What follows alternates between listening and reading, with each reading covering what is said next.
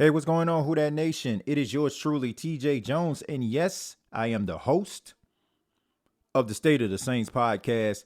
Thank you so much for checking out the State of the Saints podcast, where we talk New Orleans Saints. On this edition, we're going to be talking about Saints offensive coordinator Pete Carmichael and some of the comments that he gave to the media. And we're also going to be talking a little bit about the Saints Week 5 matchup versus the New England Patriots. The Saints travel to Foxborough to take on the New England Patriots, and we'll be talking about what both teams can bring to the table. But of course, I would sound like a broken record, Who Dat Nation, and we know we've been talking about this for the last couple of days now. The New Orleans Saints have been struggling offensively, and it's a bit of a head scratcher. When you look at so many talented guys on the offensive side of the football, you go out and you get Derek Carr because you feel like he's the answer. You get Alvin Kamara back from a 3-game suspension. You have Rashid Shaheed, Michael Thomas, Chris Olave. I mean, we've heard this, and we mentioned these names so many times. And, of course, the guy that's behind all of this and the offensive woes has been offensive coordinator Pete Carmichael. Now, Pete Carmichael, of course, has been the subject of scrutiny over the last couple of days from Saints fans, myself, and so many others about righting the ship offensively. And, of course, he spoke to the media about this, and he took accountability. Yeah, I think when you really just look at all aspects, I think I got to do a better job, and it's my responsibility, regardless of what any of the situations is. Obviously, the red zone is one of them, but there's things that, again, it's on me. I got to get those things fixed and corrected, and I got to do a better job. So 100% on me, but right now, my focus right now is on the preparation for this week. Look, my feelings about Pete Carmichael has absolutely nothing to do with him as a person. I don't know Pete Carmichael. I don't know him. I never met him. Well, I'll take that back. You know, I've seen him in person before. I've seen him at the NFL Combine this past year, but I don't know him personally like that. I don't want anybody to feel like I just have some type of personal vendetta against Pete Carmichael just because. This has been a reoccurring thing over the last couple of years. And the thing that's most baffling to me is the fact that this guy has been around this organization for over a decade. For over a decade, you have been the offensive coordinator of this team. And it's becoming pretty obvious that, you know, it was more of an assistant manager role versus a store manager. You usually have like an assistant manager, you know, that guy that's behind the scenes, but the store manager is the guy that actually is supposed to run the show. It's not always the case, but for the most part, for this particular instance, it is. And it seems like Sean Payton was the guy who was really calling the shots, and Pete Carmichael was the recipient of it. But I don't think Pete Carmichael is a bad offensive mind. Like, I don't think this has anything to do with it. You just have people out there that are really good at certain things, but when it comes to applying it, they struggle with it. It's almost like a kid or adult trying to take a test. Like, they know the material, but when it's time to take a test, they kind of freeze up a little bit. They forget about the things that they were taught, but when they leave the room, they remember everything that was on the test. And that's what I'm starting to feel about Pete Carmichael. And I really just feel like maybe the Saints need to move forward and maybe allow a guy like Ronald Curry to call the plays. And I know some Saints fans are probably thinking to themselves, they'll probably say, well, what if he goes out here this weekend and the Saints score over 20 points? Well, to me, I would feel like that would be the obvious solution to this, because so much scrutiny and so much talk has been about the offense and their inability to move the football, and pointing blame from, the fans, from radio personalities like myself to media individuals that cover the team. So I think that they're going to work extremely hard to try to fix it. I'm not concerned about Week 5. I'm concerned about the foreseeable future. The issue with the New Orleans Saints is I don't doubt the fact that they can actually do these things.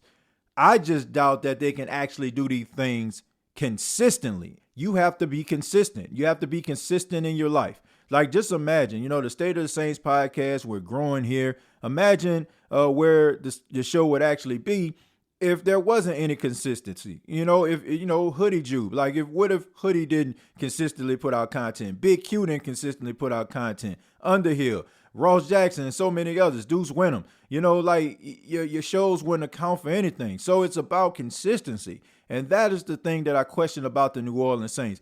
The New Orleans Saints fan base should not have to go out on social media. You shouldn't have to see the tweets. You shouldn't have to be stopped in the street when you go to Rouse's like Sean Payton did. You should be able to consistently put forth the work. And that's all the New Orleans Saints fans want is consistency. And if Pete Carmichael can provide that, I guarantee you people will be quiet. But I just feel like this is not going to happen. And I can't even blame him because a lot of Saints fans and people have brought this up. He didn't want the job in the first place. And the Saints just basically wanted him around because it was familiar. It was comfortable. And sometimes you got to get away from comfortable surroundings in order for you to fulfill your true potential or even step outside your comfort zone a little bit in order for you to apply yourself to the fullest. And I think that's what the Saints have done over the last couple of years. They have gotten guys that represent the comfortability of the New Orleans Saints, guys that were close to Sean Payton, that were part of his system. And I just think that the Saints are afraid to move on from that. But these guys aren't Sean Payton. Sean Payton was a coach, like him or not, for better or for worse. He ruled the organization with an iron fist, and his word was the final say. And for that, I can respect it. And did Sean Payton get it right all the time? Absolutely not. But he still was able to put a product on the field more times than not that Saints fans can get behind and believe in. And that's what Saints fans just want at the end of the day. I wanted to come on today to talk a little bit, a little bit more calmer because I have been upset and I feel like the energy has been a little bit different. But I tell you all the time, that's the passion that's coming out of me when it comes to this team. Like, I know I'm supposed to be even keel. I try to be, but there's a part of me that's always going to be that young kid that's 4 years old sitting on my grandmother's living room floor and rooting for this team and wanting them to win with everything that I have. And that comes out when I look at a team not living up to their potential. So I just want the New Orleans Saints to be the best version of themselves. And they have an opportunity to go to New England to take on a New England Patriots team that has been struggling much more than they have. I mean, the New England Patriots have been averaging 13 points a game. We're talking about the Saints with 15. These guys are scoring 13 points a game. So they have a lot of issues. Like, they don't know if they can trust Mac Jones. They spent the first round pick on him a couple of years ago, but he's been up and down. They weren't able to score any points against the Dallas Cowboys, and Bailey Zappi has come into the game. So don't know exactly who's going to start. But the New Orleans Saints are going to have to put together a game plan because we all know, even though the New England Patriots struggle as a team as of right now, we know they still have Bill Belichick, and he is still one of the best coaches to ever do it. And what he does really well, I don't think is a surprise to absolutely anybody, is the fact that he takes away things that you're good at. He's done it all the time. I can remember when a couple of years back when he had a key to leave their star cornerback trailing Jimmy Graham because Jimmy Graham was such an effective offensive weapon for the New Orleans Saints, and the Saints lost that game.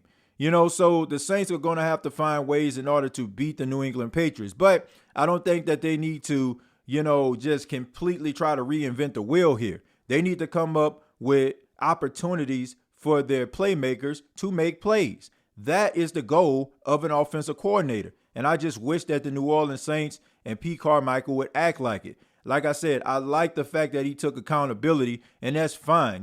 That's great that he's willing to step up.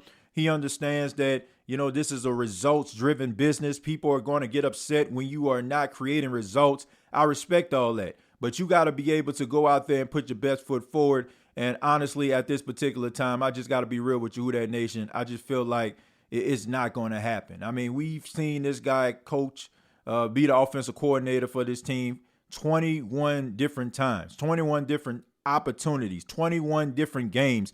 This guy has been calling the plays. He's won a few of them, but at the same time, the Saints have scored 25 points twice, 30 points twice. And then on top of that, they've been averaging 19 points a game last year. So it's hard for me to just sit up here and believe that everything is just going to come on for Pete Carmichael. And if it does, then I'm asking myself, what took so freaking long? Why did it take for feel like you need to be fired or kicked out the door in order for you to generate those results. But I have a wait and see approach. I have no choice. I have my feelings about what I think is going to look like, but hopefully they can get this win, and maybe this can, be behind us, and maybe they can go a little bit of a streak if they utilize their playmakers in the right way.